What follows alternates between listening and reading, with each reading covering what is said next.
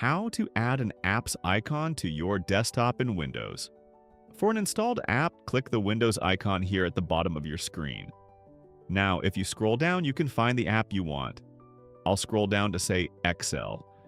Once you have the app you want, just click and drag it onto your desktop. And now you have the shortcut. To add the default icons back to your desktop, like those for my computer and control panel, right-click on your desktop, choose Personalize, click on the Themes button here, scroll down, and then click Desktop Icon Settings. And now here you can choose what desktop icons to show, so I'll show Computer. I'll show Control Panel, let's click Apply, I'll click OK. And here they are. And I can rearrange them as I like.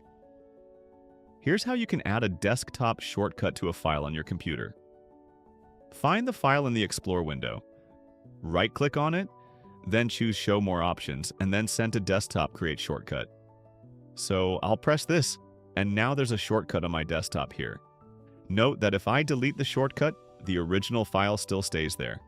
To create a shortcut to a disk drive, right-click on your desktop, choose New, and then Shortcut. Then type the letter of the drive you want to add. I'll type C:, and I'll just select it here. Then I'll click Next. Then you can give it a name. I'll click Finish. And here I have the new icon here. So if I double-click this, it opens up my C drive.